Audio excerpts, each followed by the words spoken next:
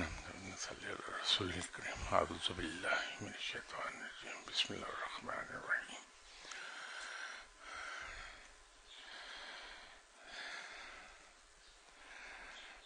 معذرت چاہتا ہوں میں تھوڑا لیٹ ہو گیا آج.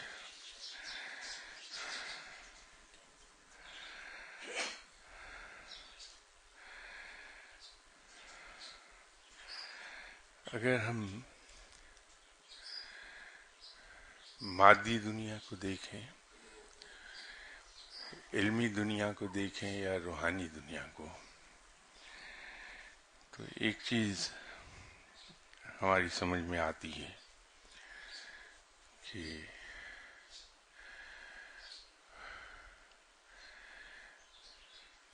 تحقیق اور جستجو کرنے والے لوگ رب تعالیٰ نے بہت کم تعداد میں پیدا کیے ہیں، جبکہ تقلید کرنے والے لوگوں کی اکثریت ہوتی ہے.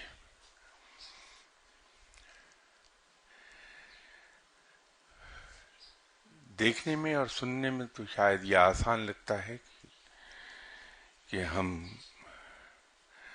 ان جستجو اور تحقیق کرنے والے لوگوں کی تقلید کرتے جائیں، وہ آسان کام ہے. لیکن جتنا بظاہر وہ آسان دکھائی دیتا ہے، در حقیقت اتنا ہے نہیں. تقلید میں بھی انسان کا علم، عقل اس کی راہ کھوٹی کرتی رہتی ہے. پاؤں پھسلتے رہتے ہیں انسان کے.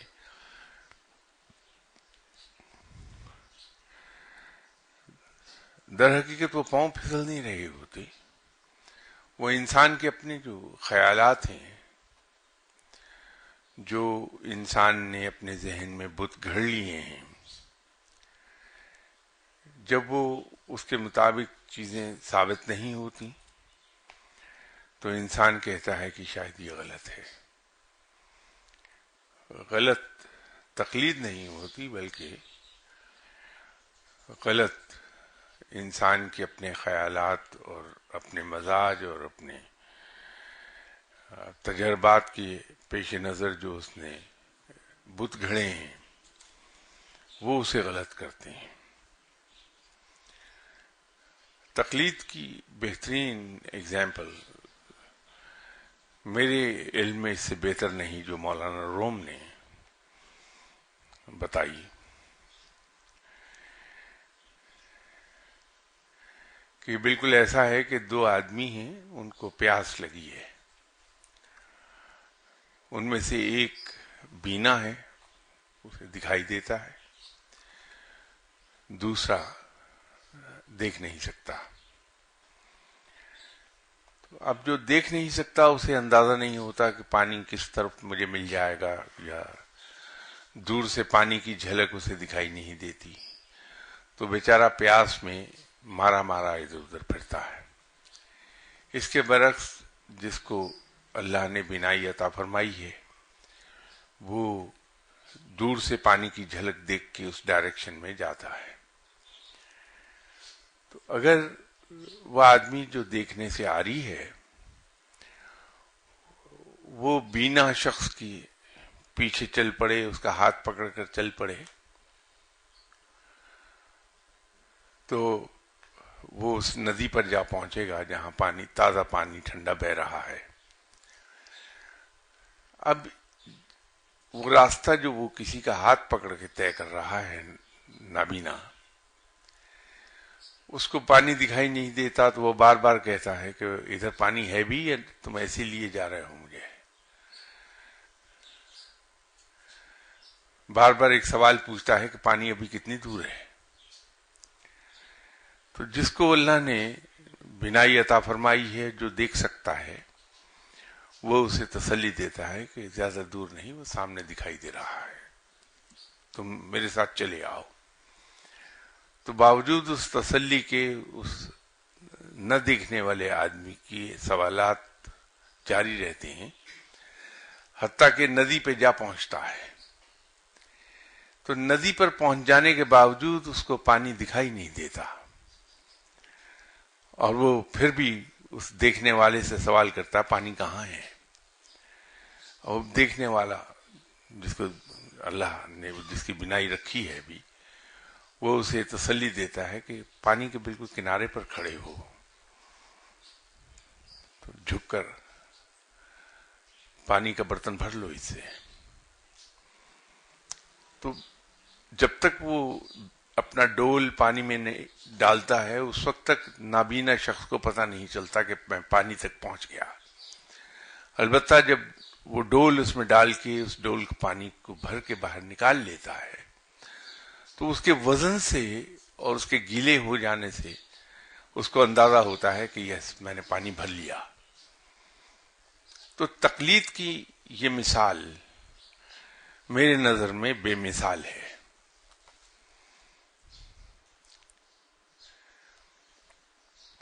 انسان تقلید کرتا ہے چونکہ اسے دکھائی تو کچھ دے نہیں رہا،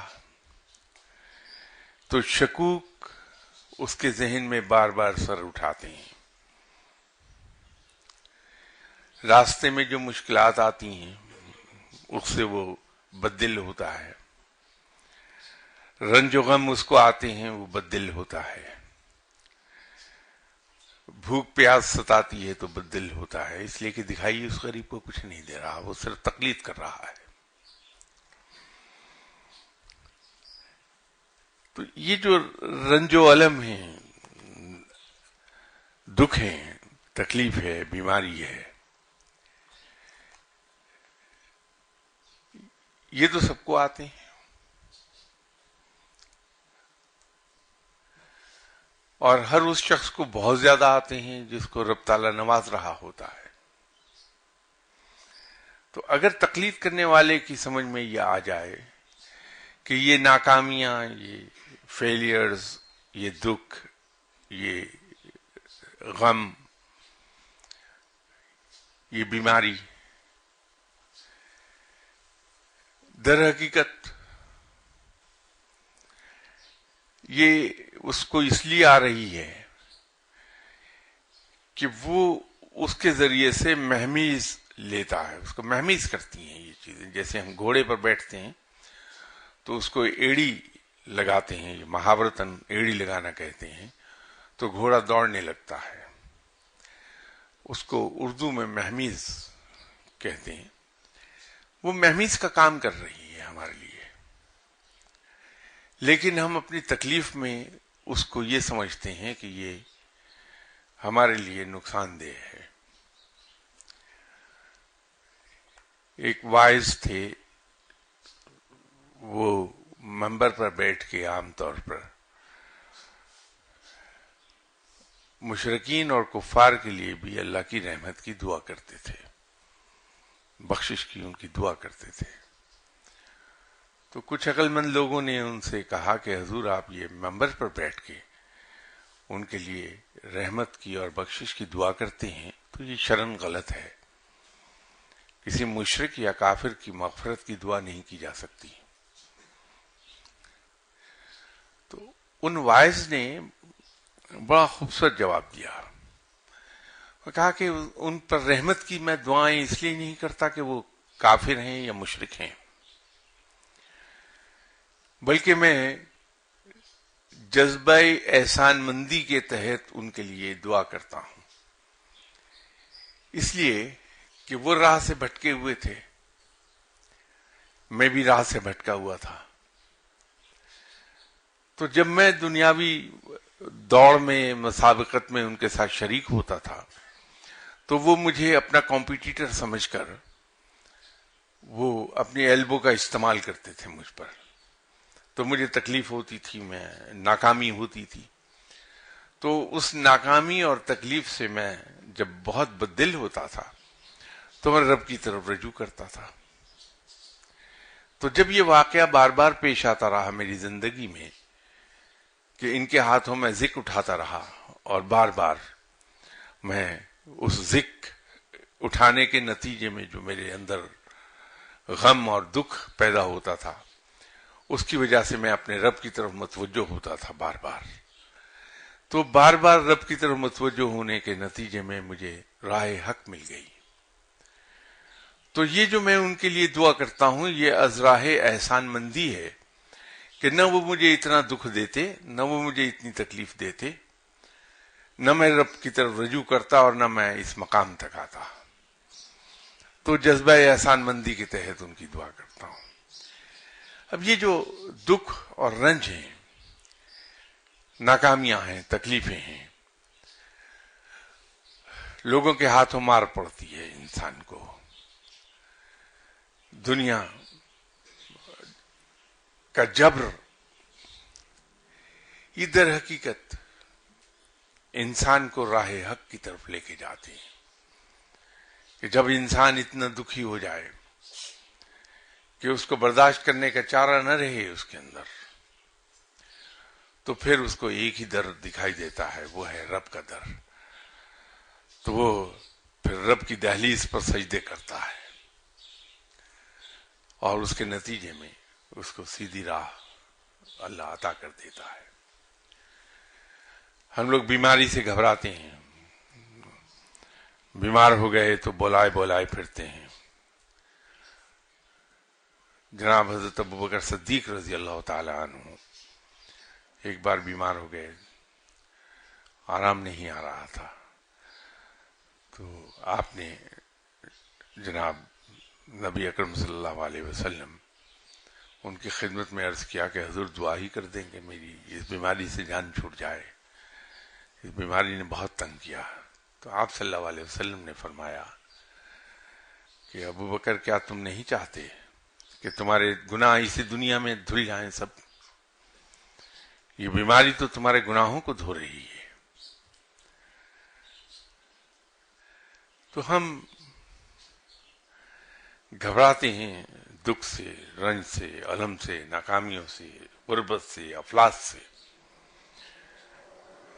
اگر ہم یہ ذرا سا نظر دوڑا لیں کہ یہ وہ چیزیں ہیں جو رب تعالی دنیا کا جبر، دنیا دکھ دیتی ہے، یہ رب تعالی نے سب سے زیادہ پیغمبروں کو عطا فرمائے ہیں.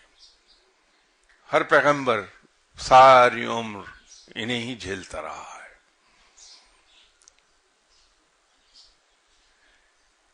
یہ ہمیں سیدھی راہ پہ رکھتے ہیں.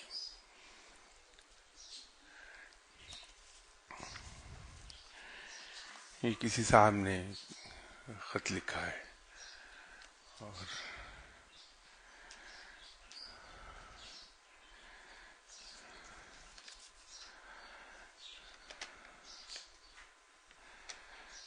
اس میں کچھ میری کہی ہوئی باتوں کے نتیجے میں کچھ سوال ان کے دل میں پیدا ہوئے ہیں، اس کا جواب انہوں نے مانگا ہے. تو لکھنا تو میرے لیے ممکن نہیں ہے، تو میں یہ جواب دے دیتا ہوں. اس کے علیحدہ سے کیسٹ تیار کر کے ان کے اس ایڈریس پر جو ان کے لفافے پر لکھا تھا اس پر بھیج دیجیے. انہوں نے صاحب ہیں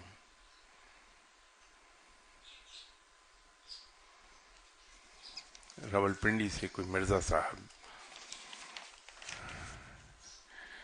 کہ تصوف کی شرعی حیثیت کیا ہے اور پہلا صوفی کون تھا؟ بابا فرید پر لکھی گئی کتاب صاحب کمال کی مصنف دیوان عظمت چشتی فریدی صاحب نے اپنی اس کتاب میں لکھا ہے کہ سب سے پہلے صوفی نصرت ہاشم صاحب تھے، جن کا انتقال 777 عیسوی میں ہو گیا. کیا ایسا ہی ہے؟ اگر ایسا ہی ہے تو ان سے پہلے کوئی صوفی نہیں تھا، تو یہ تو پھر بہت بات کی بات ہوئی.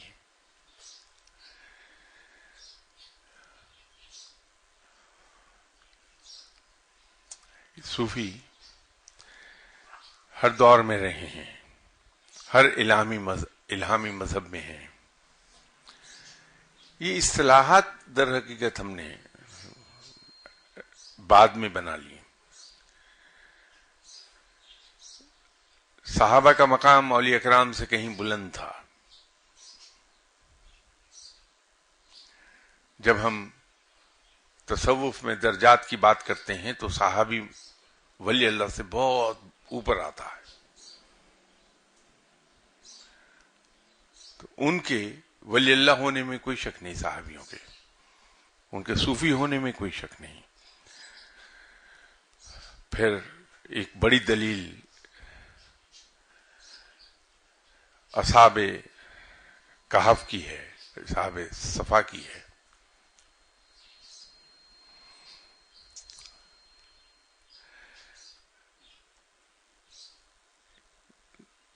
ہم جہاں غلطی کھاتے ہیں، ہم تصوف کو کوئی ایک فقہ، علیحدہ سے کوئی فقہ سمجھتے ہیں، ہم شریعت سے ہٹ کر کوئی اور راہ اس کو سمجھتے ہیں۔ ایسا ہے نہیں۔ شریعت پر چلنا بہت دشوار ہے کہ کوئی آدمی پوری طرح شریعت پر عمل کر لے۔ تو میں نے پہلے بھی کسی گفتگو میں یہ عرض کیا تھا کہ اگر انسان کی تربیت ان لائنز پر ہو جائے، کیونکہ شریعت پر عمل انسان سے مسلسل قربانی کا تقاضا کرتی ہے، تو وہ بغیر تربیت کے انسان اتنی بڑی اور مسلسل قربانی کر نہیں سکتا۔ جس طرح ایک فوجی کی پہلے تربیت کی جاتی ہے، پھر اس کو میدان جنگ کی سختیوں اور صعوبتوں کو برداشت کرنے کے لیے آگے بھیجا جاتا ہے، اس کے بغیر وہ بغیر ٹریننگ کے برداشت کر نہیں پائے گا۔ تو مجھ جیسے کمزور لوگ جو شریعت کی پابندی اس انداز میں نہیں کر سکتے کہ ہمت ہار جاتے ہیں، دنیاوی اغراض راستہ کاٹ جاتی ہے، شیطان کے بہکاوے میں آتے ہیں، نفس امارہ کے تقاضے پورے کرنے میں لگ جاتے ہیں اور شریعت سے ہٹتے چلے جاتے ہیں، ایسے لوگوں کی تربیت ان لائنز پر کی جاتی ہے کہ وہ رب تعالیٰ کی محبت میں مبتلا ہو جائے، اور رب کی محبت میں، اس کے عشق میں مبتلا ہونے کے بعد اس کے لیے انتہائی آسان ہے کہ وہ شریعت پر عمل کر لے۔ ہم نے اس کو تصوف کا نام دے دیا، اور ہمارا مخصوص معاشرتی بیک گراؤنڈ کی وجہ سے اس راہ میں بہت سی کنٹیمنیشنز شامل ہو گئیں۔ ان کنٹیمنیشنز نے اس کو ایک عجیب چیز بنا کے رکھ دیا۔ تو اب ہم اس سے دھوکہ کھاتے ہیں کہ یہ تصوف کیا کوئی ایک علیحدہ راہ ہے؟ بالکل نہیں ہے۔ یہ صرف اور صرف شریعت پر پوری طرح عمل پیرا ہونے کی تربیت کی بات ہے، اور کچھ نہیں۔ اس لیے اس کی شرعی حیثیت یا پہلا صوفی کیا تھا، وہ امیٹیریل ہے۔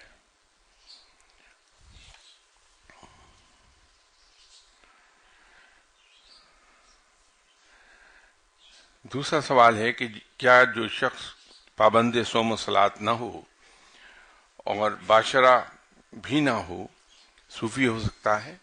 بالکل نہیں۔ کسی شخص کے ولی اللہ ہونے کے لیے ضروری ہے کہ وہ شریعت اور سنت کا سختی سے پابندی وہ کرتا ہو۔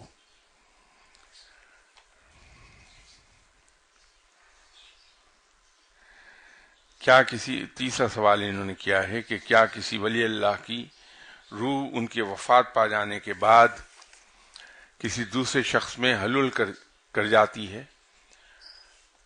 روحوں کے بارے میں تو پڑھا ہے کہ انسانی جسم سے نکلنے کے بعد انہیں عالم برزخ میں رکھا جاتا ہے، اور قیامت کے دن انہیں جسموں میں لوٹایا جائے گا، اور اسی سے متعلق دو واقعات انہوں نے بتائے ہیں۔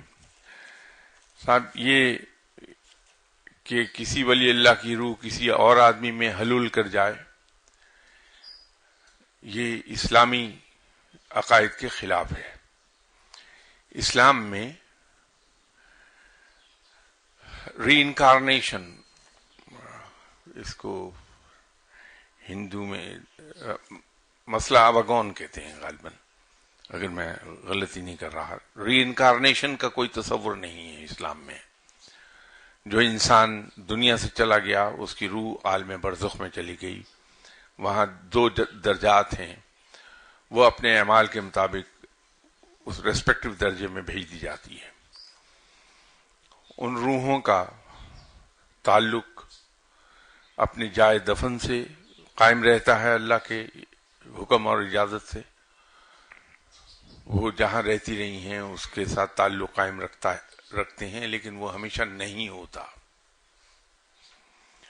یہ رب تعالیٰ کی حکم اور اس کی مرضی پر منحصر ہے کہ کس روح کو کس حد تک وہ رابطہ قائم رکھنے کی اجازت ہے.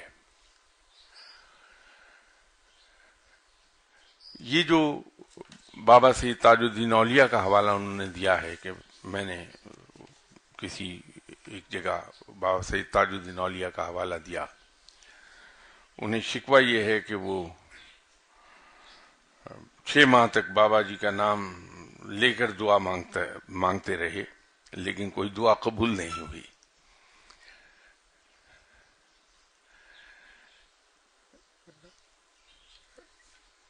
میں اس سلسلے میں مرزا صاحب یہ عرض کرنا چاہوں گا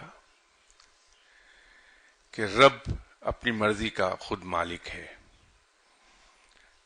کسی شخص میں خواہ وہ کسی مقام پر فائز ہو، پیغمبر ہی کیوں نہ ہو، وہ رب تعالیٰ کو مجبور نہیں کر سکتا کچھ بات ماننے پر.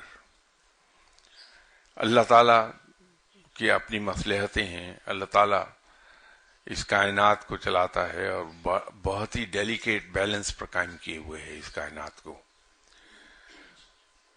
جو چیزیں گریٹر پلانز میں کہیں فٹ نہیں ہوتی فوری طور پر، تو رب تعالیٰ ان دعاؤں کو قبول تو فرما لیتا ہے، لیکن اس کو پوری دیر میں کرتا ہے. جب اس کا وقت آتا ہے وہ پوری ہو جاتی ہے. اسی لیے ہم نے اپنی زندگی میں بارہا یہ ایکسپیرینس کیا ہوگا کہ ہم نے آج ایک دعا مانگی، دل کو تسکین ہو گئی، تسلی ہو گئی، میری دعا سن لی گئی، لیکن وہ پوری نہیں ہوئی. بعض اوقات وہ مہینے میں ہو گئی پوری، بعض اوقات سال، اور بعض اوقات کئی سال کے بعد، جبکہ ہم نے وہ دعا مانگنی چھوڑ دی تھی، وہ دعا پوری ہو گئی. تو یہ رب کا اپنا نظام ہے. بابا سید تاج الدین اولیاء اس میں شک نہیں، بڑے پائے کے بزرگ ہیں، بہت بڑے ولی اللہ گزرے ہیں اپنے وقت میں، لیکن اپنے تمام تر بلندی اور مقام کے باوجود ان میں یہ ہمت نہیں ہے کہ رب کو کوئی اپنی بات منوا لے. وہ رب کو مجبور نہیں کر سکتے. ایک بات. دوسری بات یہ ہے کہ یہ جو آپ بابا جی کا نام لے کر دعا مانگتے ہیں، میں اس سلسلے میں ایک بڑا مؤدبانہ اور عاجزانہ آپ سے عرض کرنا چاہتا ہوں کہ رب سے دعا مانگیے، اسے اس کی رحمت کا واسطہ دے کر. رب تعالیٰ سے دعا مانگیے اس کو اس کے محبوب صلی اللہ علیہ وسلم کا واسطہ دے کر. رب تعالیٰ سے دعا مانگیے آپ صلی اللہ علیہ وسلم کے بعد اس کے مقربین کا واسطہ دے کر، نام لے کر نہیں، واسطہ دے کر. اللہ بڑا مہربان ہے، وہ دعائیں سن لیتا ہے، لیکن کسی کا نام لے کر دعا نہ مانگیے. آپ رب سے دعا مانگیے اور اس کا واسطہ دیجیے، اسے اس کی رحمت کا، اس کے قدرت والا ہونے کا، اس کے محبوب صلی اللہ علیہ وسلم کا، اس کے نیک بندوں کا. اور اس سے عرض کیجیے کہ آپ کی دعا قبول فرما لے. دعاؤں کے بارے میں بڑی سمپل بات ہے. خود رب تعالیٰ نے 2 باتیں قرآن پاک میں کہیں کہ ایک تو رب تعالیٰ دعائیں سنتا ہے، دوسرا دعائیں قبول فرماتا ہے. تو پوری وہ اس وقت کرے گا جب وہ اس کی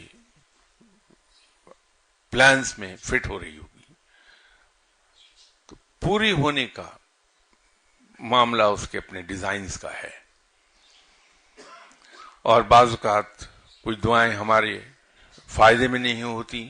ہماری عقل تو ہمیں راہ دکھا رہی ہوتی ہے کہ یہی دعا صحیح، یہ دعا مانگو، لیکن وہ دعا ہمارے حق میں نہیں ہوتی.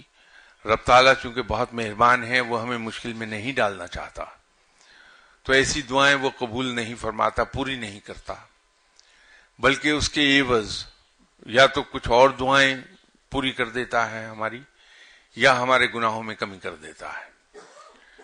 تو دعا رنگ ہر حال میں لاتی ہے. تو یہ کہنا کہ صاحب میں نے 6 مہینے تک دعا مانگی، اللہ تعالیٰ نے اسے قبول نہیں کیا، یہ کچھ زیادہ مناسب نہیں ہے. جب ہمیں یہ چیز زیادہ ستانے لگے کہ ہم اتنے عرصے سے رب تعالیٰ سے یہ چیز مانگ رہے ہیں اور وہ عطا نہیں ہو رہی، تو ہم یہ یاد کر لیں کہ بن مانگے ہمیں رب کتنی نعمتیں عطا فرماتا رہتا ہے. ہمارے بغیر ریکویسٹ کیے ہمارے کتنے کام از خود وہ کر دیتا ہے. تو اگر لاتعداد کام ہمارے ہو رہے ہیں بغیر مانگے، بغیر ریکویسٹ کیے، تو ایک اگر کام ہمارا نہیں ہو رہا تو یقیناً اس میں مصلحت ہے، ورنہ رب تعالیٰ جو اتنے کام کر دیتا ہے وہ ایک کیوں نہیں کرے گا. تو اس مصلحت کو ہم چیلنج نہ کریں، اس کو اس کی مصلحت سمجھ کے ہنسی خوشی قبول کر لیں. امید ہے کہ اس کے نتیجے میں ہمارے لیے آسانیاں پیدا ہو جائیں گی.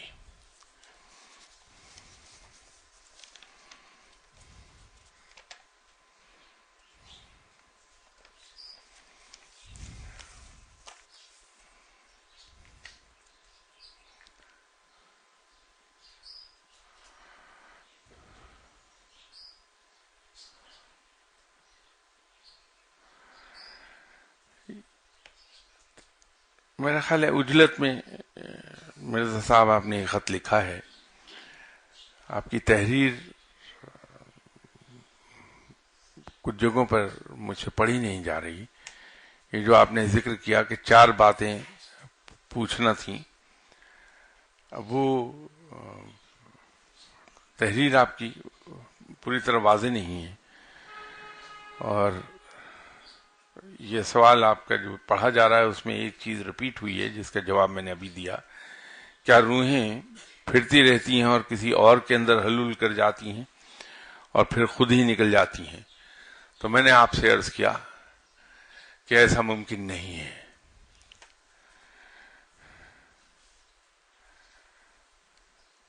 آپ نے خود ہی اپنے سوال کا جواب دے دیا کہ روحوں کا آنا جانا تو عقیدہ آواگون سے مماثلت رکھتا ہے اور یہ ہندو عقیدہ ہے. تو میں نے آپ سے عرض کر دیا کہ اسلام میں ری انکارنیشن یا آواگون کا کوئی کنسپٹ نہیں. میں نے ابھی عرض کیا ہے. تو آخر میں انہوں نے لکھا ہے کہ شاہ صاحب اگر میری تقریر میں آپ کو کوئی ناگواری محسوس ہوئی ہو تو معافی چاہتا ہوں. اب میں اتنا چھوٹا انسان ہوں، اتنا کمتر انسان ہوں کہ اللہ کے کسی بندے کی کوئی بات کبھی بری نہیں لگتی. ہر انسان کو حق ہے کہ جو جی چاہے وہ مجھے کہہ دے، نہ تو کبھی بری لگتی ہے نہ کبھی ناراضگی پیدا ہوتی کسی سے میری. تو آپ اس کی فکر نہ کیجئے، دل کھول کر جب بھی آپ کچھ کہنا چاہیں کہہ دیجئے. میرے دعا کے معاملات یہاں جہاں زیب بلاک تک محدود ہیں. جہاں میری رہائش ہے وہاں میری فیملی لائف ہے یا روزگار کے معاملات ہیں. تو ہفتے میں 3 دن میں مختص کیے ہوئے ہوں خلق خدا کے لیے، باقی 4 دن میرے روزگار کے معاملات ہیں، میری فیملی ہے، اس کے لیے میں اللہ کو جواب دے ہوں. لاسٹ سنڈے میں نے یہی عرض کی تھی کہ جو ہم پر چیزیں فرض ہیں اس کی جواب دہی ہماری ہوگی. ہمیں جواب دینا ہے اللہ کو دنیا میں بھی اور آخرت میں بھی کہ ہم اپنے وہ فرائض پورے کیوں نہیں کر پائے. تو میں دعا کے معاملات کو اپنی رہائش پر نہیں ہینڈل کرتا.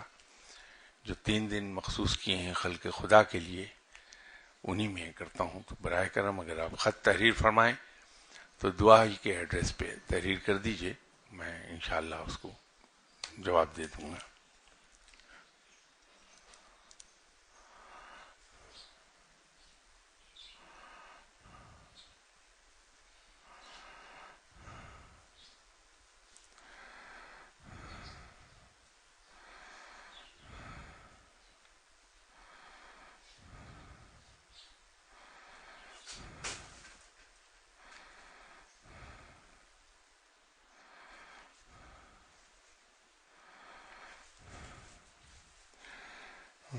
سامنے پھر میری حرکات پہ اور گفتگو پہ اعتراض فرمایا. حضور بات یہ ہے کہ میں ہمیشہ یہ عرض کر دیتا ہوں کہ میں ان پڑھ آدمی ہوں، علم اور تعلیم سے بالکل بے بہرا. تو کوتاہی ہوتی رہتی ہے جس پر صاحب علم لوگ میری گرفت کرتے ہیں اور مجھے چٹھی لکھ دیتے ہیں. انہوں نے بھی آپ کو یہ زحمت ہوئی کہ آپ کو میری گرفت کرنا پڑی، تو میں اس کے لیے معذرت چاہتا ہوں آپ سے. اور چونکہ یہ آپ نے گرفت کی ہے میری تو میں پڑھ دیتا ہوں آپ کا یہ لیٹر کا حصہ، ورنہ میں کبھی نہ پڑھتا اسے. تو آپ نے لکھا ہے کہ ایک دن آپ کا لیکچر سنا کہ حمزات کے بارے میں تھا، پھر کیا تھا آپ کے تمام لیکچر 105 تک سنے جس کی وجہ سے زندگی بدل گئی. اور جب آپ کی خدمت میں علم حاصل کرنے کے لیے حاضر ہوا تو جواب ملا کہ میں تو پہلے ہی سے رجسٹر ہوں، لہذا مجھے وہاں جانا چاہیے، جبکہ آپ نے خود ہی کسی لیکچر میں فرمایا تھا کہ اگر مرشد صاحب اجازت دے دیں تو مرید دوسری جگہ سے بھی فیض حاصل کر سکتا ہے. تو اب انہوں نے واضح کر دیا کہ اپنے مرشد صاحب کے بارے میں کہ جناب مرشد صاحب مجھے اجازت دے چکے ہیں. دیکھیے بات یہ ہے کہ جو کچھ کسی بھی شخص کو معلوم ہے، جتنا بھی علم کسی شخص کے پاس ہے، اس پر فرض ہے کہ وہ علم اللہ کے دوسرے بندوں تک پہنچا دے کھلے دل سے، اس میں کنجوسی نہ کرے. آپ یقیناً میرے پاس تشریف لائے ہوں گے، مجھے یاد نہیں ہے. تو مجھے کشف میں دعا میں دکھائی دے گیا ہوگا کہ آپ پہلے سے بیعت ہیں. تو میں نے آپ سے یہ عرض کر دی ہوگی کہ حضور آپ تو پہلے ہی سے کہیں بیعت ہیں. اور روحانیت کا ایک اصول میں نے آپ کی خدمت میں پیش کیا ہوگا کہ روحانیت میں ایک قانون یہ ہے کہ انسان جہاں بیعت کر لے پھر اس کو وہیں تک ہی رہنا چاہیے. دوسروں سے ملے، ان کی خدمت میں حاضر ہو، سلام عرض کر دے، ان کی خدمت کر دے، جو بھی ہمت ہے، جو سکت ہے. لیکن کسی اپنے مرشد کے علاوہ کسی دوسرے کو دعا کے لیے نہ کہے، مدد کے لیے نہ کہے. یہ اصول ہے. تو مجھ پر لازم ہے کہ اگر میرے علم میں آ جائے کہ میرے پاس تشریف لانے والے صاحب پہلے سے کہیں بیعت ہیں، تو میری انٹلیکچوئل آنیسٹی کا تقاضا یہ ہے کہ میں امیڈیٹلی ان صاحب سے یہ عرض کر دوں کہ حضور میں تو ہر خدمت کے لیے حاضر ہوں، لیکن آپ کا نقصان ہو جائے گا کہ آپ روحانیت کے ایک اسٹیبلشڈ اصول اور قانون کی خلاف ورزی کریں گے کہ اپنے مرشد صاحب کے علاوہ کسی سے مدد کے لیے کہہ رہے ہیں. ہم وہ مجھ پر فرض ہے کہ میں آپ کو بچا لوں اس کوتاہی سے. میں نے یقیناً آپ کو منع کیا ہوگا، لیکن وہ انکار علم دینے سے نہیں تھا، آپ کو بچانے کے لیے تھا کہ آپ اپنے مرشد صاحب کے پاس تشریف لے جائیے. اب آپ نے اس خط کے ذریعے لکھ دیا کہ آپ کے مرشد صاحب نے اجازت دے دی ہے، بسم اللہ، سر آنکھوں پہ آپ ضرور تشریف لائیے. جو کچھ میں آپ کی خدمت کر سکا ضرور کر دوں گا، لیکن براہ کرم مجھ تک آنے سے پہلے ذہن میں ایک بات کلیئر کر لیجئے کہ میں امی مطلق ہوں، میں کوئی چیز نہیں جانتا، نہ میں کوئی روحانیت سے واقف ہوں، میں تو نیکی تک سے واقف نہیں ہوں کہ نیکی کہتے کس کو ہیں۔ تو آپ اگر اس تصور کے ساتھ آئیں گے کہ میں ایک بڑے کمتر آدمی کے پاس جا رہا ہوں، ایسا آدمی جو قطعی طور پر ان پڑھ ہے، تو پھر آپ کو دکھ نہیں ہوگا، مجھ سے کوئی تکلیف نہیں پہنچے گی۔ لیکن اگر آپ مجھے کوئی پڑھا لکھا انسان صاحب علم سمجھ کر آ گئے غلطی سے، تو سوائے مایوسی کے آپ کو کچھ نہیں ملے گا، اس لیے کہ میرا ان چیزوں سے واسطہ ہی کوئی نہیں۔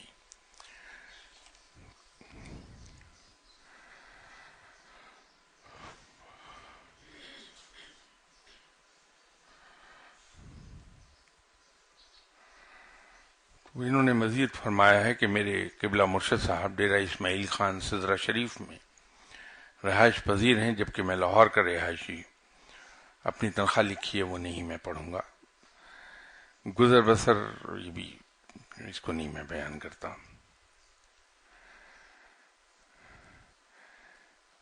انہوں نے ہر مہینے یہاں تشریف لانے سے معذوری کا اظہار کیا ہے۔ حضور آپ میرے مہمان ہوں گے، خواہ مہینے میں ایک بار آئیں یا 1000 بار، آپ بطور مہمان یہاں تشریف لائیں گے اور آمد و رفت کا بوجھ آپ پر نہیں پڑے گا۔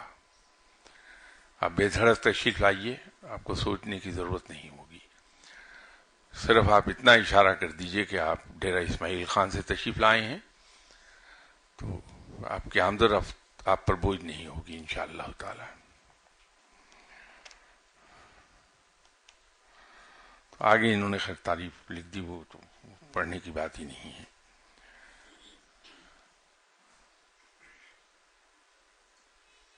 اپنے مرشد صاحب کے بارے میں لکھا، وہ ضرور میں پڑھ دوں گا کہ حضرت صاحب کے پاس کمال کی دنیا ہے، بے انتہا مرید ہیں، دل کی بات کہنا تو درقرار، ہاتھ ملانا دشوار ہوتا ہے۔ تو باقی میرے بارے میں لکھا، اس کو چھوڑ دیجئے۔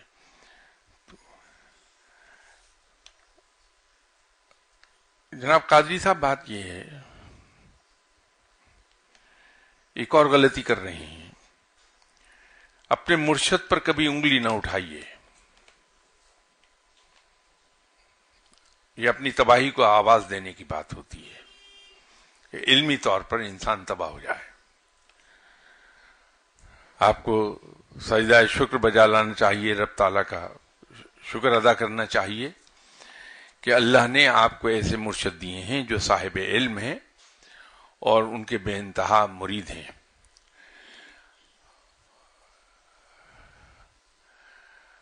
وہ انسان ہیں، یقیناً ان کے لیے ممکن نہیں ہوگا کہ مریدوں کے ازدحام میں ہر شخص سے وہ ہاتھ ملا لیں اور ہر شخص سے تفصیل سے بات کر لیں۔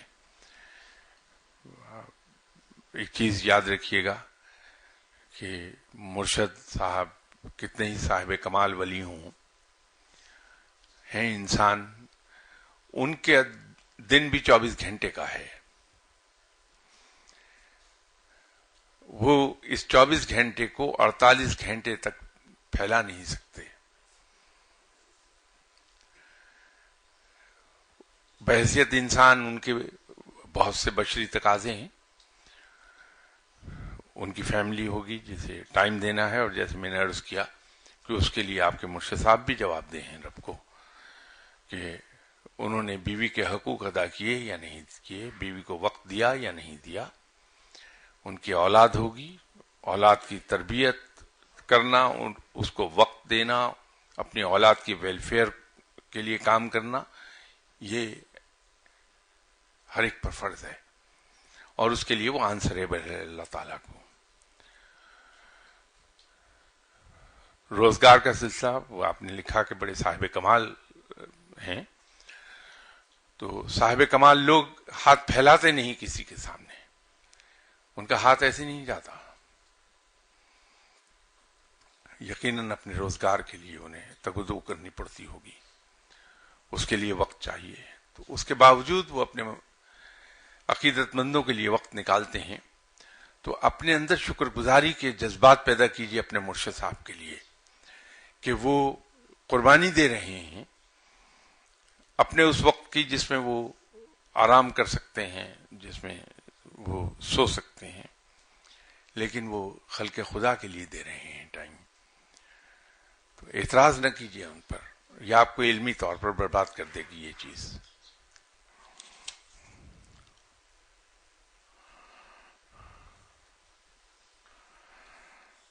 یہ کسی صاحب نے مجھ تک لکھ کر سلام پہنچائے ہیں. وعلیکم السلام، اور جواباً ان حضرات کو میرا سلام پہنچا دیجئے جنہوں نے آپ کے ذریعے سلام بھیجا.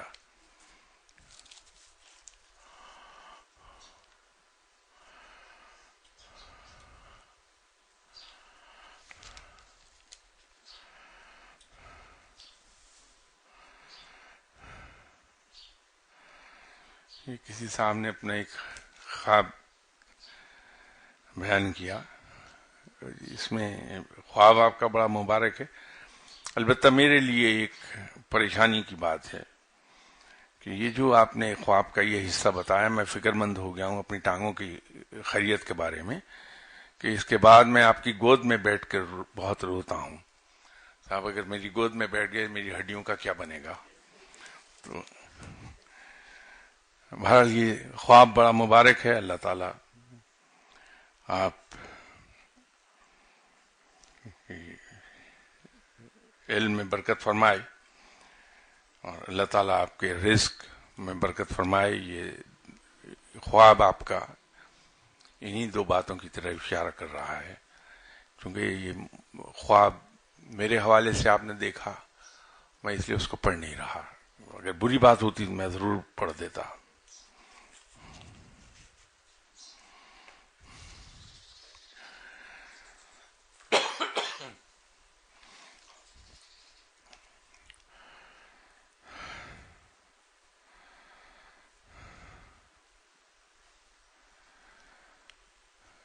کسی صاحب نے اور سوال بھیجا ہے کہ کسی بزرگ کو اپنے دل و دماغ سے یک طرفہ طور پر اپنا مرشد مان لینے سے کیا مرید اور مرشد کا تعلق قائم ہو جاتا ہے؟ یقیناً ہو جائے گا، اور علم کا فلو بھی شروع ہو جاتا ہے. اگر جس شخص کو آپ مرشد مان رہے ہیں اپنے دل میں وہ واقعی صاحب علم ہے تو پھر علم کا فلو بھی شروع ہو جائے گا.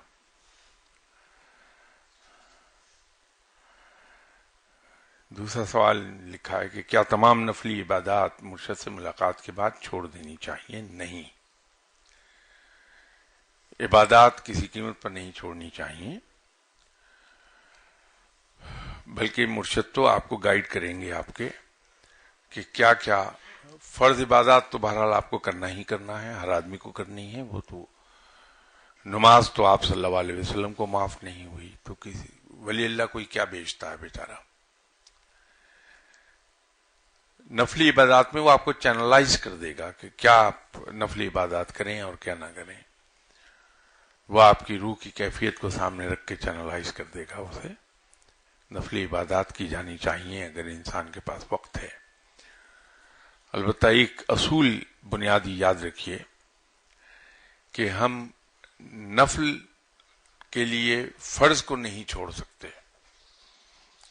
فرض سب چیزوں پر مقدم ہے. یہ احتیاط کر لیجئے کہ ایسا نہ ہو کہ نفل کے قصے میں ہمارے فرض جاتے رہیں.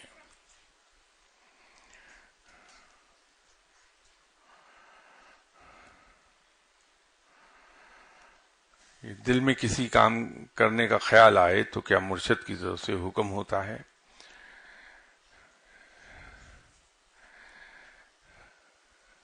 آپ اس قصے میں کبھی نہ پڑھیے کہ مرشد کی طرف سے حکم ہے کہ نہیں ہے. جو کچھ کرنے کے لیے دل میں خیال آئے صرف یہ دیکھ لیجئے کہ یہ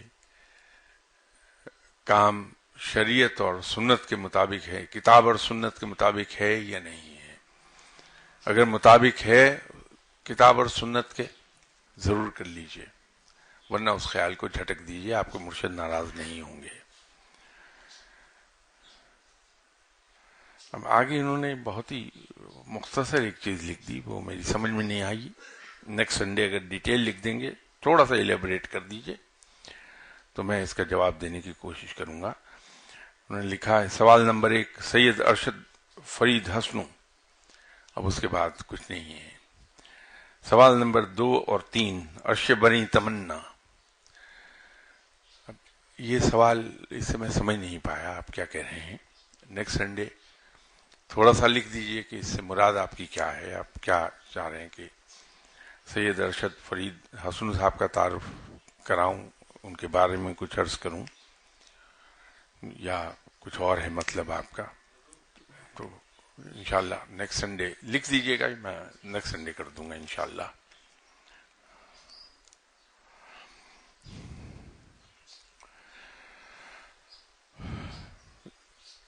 ایک صاحب قرآن پاک میں جو فرمایا گیا ہے کہ کوئی بوجھ اٹھانے والا کسی دوسرے کا بوجھ نہیں اٹھائے گا،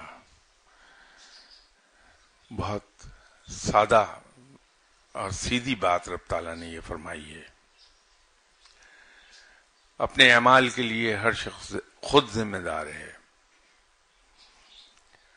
اور یہ جو ہمیں مختلف روایات اور حکایات پڑھ پڑھ کے ہمارے دماغ میں ایک سوال اٹھتا ہے، یا ایک یقین پیدا ہو گیا ہے کہ ہمارے مرشد ہمیں بچا کے لے جائیں گے گناہوں کے باوجود. یہ وہی چیز ہے، ہر شخص کو خود جواب دینا ہے اپنے اعمال کا. اس کی سزا و جزا صرف اسی انسان کے لیے ہے جس کا اعمال نامہ ہے، وہ کوئی دوسرا اسے شیئر نہیں کر سکے گا.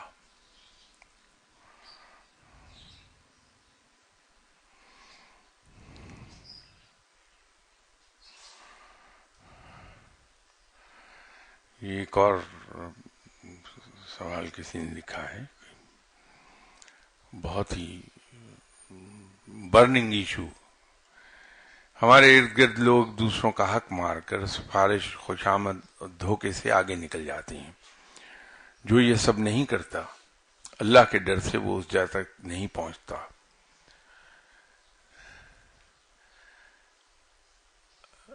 ہم کوئی رائے قائم کرنے سے پہلے اگر معاملات کو گہرائی سے دیکھ لیں تو چیزیں بڑی واضح ہو جاتی ہیں خود ہم پر. یہ بالکل صحیح آپ نے کہا کہ دنیاوی طور پر ایسا شخص وقتی طور پر تو آگے بڑھتا ہوا دکھائی دیتا ہے ہمیں، لیکن اگر اس کا انجام دیکھیں آپ، وہ ہمیشہ غلط ہوتا ہے. دوسری بات یہ ہے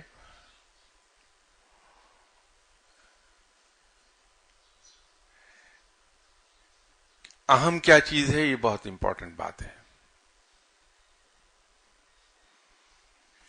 ایک زمانے میں جب میں پرنس آغا خان کے ادارے میں کام کر رہا تھا تو وہاں جو میرے سینئرز تھے ان سے جب کبھی بات ہوتی تھی تو وہ ایک چیز پر زور دیا کرتے تھے کہ ادارے کی گڈ ول نہیں کبھی ڈیمیج ہونی چاہیے. اگر مالی لاس ہوتا ہے وہ کر دیجئے، لیکن گڈ ول بچا لیجئے. آپ وہ جوانی کا ابتدائی حصہ تھا، کچھ باتیں سمجھ میں آتی تھیں، کچھ نہیں آتی تھیں، وہ آج بھی نہیں سمجھ آتی. تو کبھی میں یہ نہیں سمجھا کہ مالی لاس ہو جانے دیں، کوئی بات نہیں ہے، ادارے کی گڈ ول نہیں خراب ہونی چاہیے، اس کا امیج نہیں خراب ہونا چاہیے. تو بعد میں وقت نے یہ بات واضح کر دی کہ وہ شخص جو دیوالیہ ہو گئے لیکن ان کی گڈ ول قائم تھی، وہ دوبارہ کھڑے ہو گئے اپنی اس ساکھ کی بنیاد پر، وہ دوبارہ سے کھڑے ہو گئے. اللہ تعالیٰ نے انہیں پھر عروج دے دیا. کیونکہ ان لوگوں کو میں نے دیکھا کہ اگر انہوں نے کسی سے وعدہ کر لیا ہے، اور میرے سامنے بہت سے واقعات ہوئے یہ کہ یہ وعدہ کر لیا کہ آپ آگے 10 تاریخ کو پیمنٹ اپنی لے جائیں، وہ ان سے بندوبست نہیں ہوا، تو انہوں نے اپنی کار، اپنا مکان بڑی خوش دلی سے کم قیمت پر بیچ کے وہ اماؤنٹ اس کو وعدے پر دے دی. لیکن پھر ہم نے ان کو دیکھا اٹھتے ہوئے زمین سے، بڑے اطمینان سے کھڑے ہو گئے. اس گڈ ول کو ہم آسان لفظوں میں عزت کہہ سکتے ہیں. تو کبھی اپنے چاروں طرف غور کیجئے کہ وہ لوگ جن کے پاس ٹنز آف منی ہے، دولت کے انبار لگے ہیں، خود انہیں یاد نہیں کہ کہاں کہاں کتنی دولت ہماری پڑی ہے، لیکن اس دولت کے باوجود ان کے پاس عزت نہیں ہے.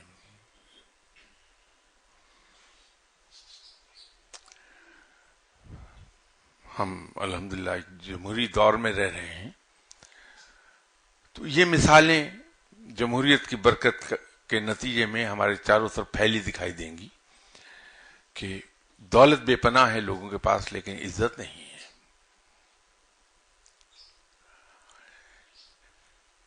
اب یہ امپورٹنٹ ہے کہ انسان کو عزت زیادہ اچھی لگتی ہے یا دولت کے انبار. کسی زمانے میں ایک صاحب سے میں نے کہا کہ صاحب آپ کے پاس اللہ نے اتنی دولت آپ کو عطا کر دی ہے کہ خود آپ کو یاد نہیں کہ دنیا پوری میں کہاں کہاں پھیلی ہے دولت، اور کتنی کتنی ہے دولت. آپ مجھے یہ فرمائیے کہ ایک وقت میں آپ صرف ایک ہی سوٹ پہن سکتے ہیں، اور اس کی قیمت کی بھی ایک آخری حد ہے، اس سے زیادہ قیمتی ہو ہی نہیں سکتا وہ. تو ایک متوسط درجے کا انسان جو ہے، متوسط طبقے سے تعلق رکھنے والا، وہ بھی وہی سوٹ پہن لیتا ہے. جو سوٹ آپ نے پہنا ہے، میں ایسے 20 لوگوں کو جانتا ہوں جو یہی برانڈ پہنتے ہیں. جو شو آپ نے پہنا ہوا ہے، میں بہت لوگوں کو، میرے دوستوں میں بہت ایسے لوگ ہیں جو 8,000 8,500 پاؤنڈ، جو پاکستانی حساب سے 13 لاکھ روپیہ بن گیا، یہ جوتے پہنتے ہیں. میرے دوست بہت ہیں ارد گرد میرے. تو ایک وقت میں ایک ہی جوتا پہن سکتے ہیں آپ، ایک وقت میں ایک ہی گھڑی آپ پہنیں گے، ایک ہی شرٹ پہن سکتے ہیں، اور ایک وقت میں کھانا اتنا ہی کھا سکتے ہیں جتنا آپ کے پیٹ میں سما جائے. زیادہ سے زیادہ تندور کی ایک روٹی بس، اور کیا کھائیں گے آپ؟ تو جو کچھ آپ کی خوراک کی ٹوٹل قیمت ہے، وہ ایک وقت میں بمشکل 500 روپیہ بنے گی. اس سے زیادہ ہو ہی نہیں سکتی کسی طرح بھی. ایک وقت میں آپ زیادہ 6-6.5 لاکھ روپے کا سوٹ پہن لیں گے، اس سے زیادہ قیمتی سوٹ میرے علم میں نہیں کہیں. جوتا آپ 8,500 پاؤنڈ کا پہن لیں گے. باقی سب تو بیکار ہے دولت. ایک وقت میں ایک کار میں بیٹھ سکتے ہیں آپ، ایک وقت میں 4 کاروں میں تو بیٹھ ہی نہیں سکتے. تو دنیا کی مہنگی ترین گاڑی لے آئیے آپ، ایک ہوگی ایک وقت میں. تو پھر یہ سب کیوں؟ تو سوال یہ ہے کہ جو شخص ایلبو استعمال کرتا ہے، جیسے آپ نے مینشن کیا، سفارش، خوشامد، دھوکہ، یا ایلبو استعمال کرنا کہلاتی ہے یہ چیز. کوہنی کے زور پہ آگے بڑھتے ہیں آپ. کس لیے؟ البتہ یہ ڈپینڈ کرتا ہے کہ ہمارے نزدیک اہم کیا ہے، عزت یا دولت. تو اگر کہیں اللہ ہمیں عقل عطا فرما دے، سمجھ عطا فرما دے، صحیح اور غلط کی تمیز عطا فرما دے، تو پھر ہر سمجھدار انسان عزت کے لیے آپٹ کرے گا کہ عزت مل جائے.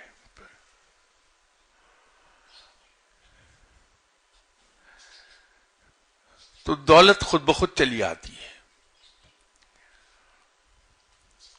لیکن دولت ملنے سے عزت خود بخود کبھی نہیں آتی، عزت سے آ جائے گی. تو ایسے لوگ جو ایلبو کا استعمال کرتے ہیں، کوہنی کا استعمال کرتے ہیں آگے بڑھنے کے لیے، ان کو عزت نہیں ملتی ہے. عزت انہی لوگوں کو ملتی ہے جو اللہ کی بتائی ہوئی راستے پر، سیدھے راستے پر چلتے ہیں، اور بالآخر دولت بھی انہی کا مقدر ہو جاتی ہے.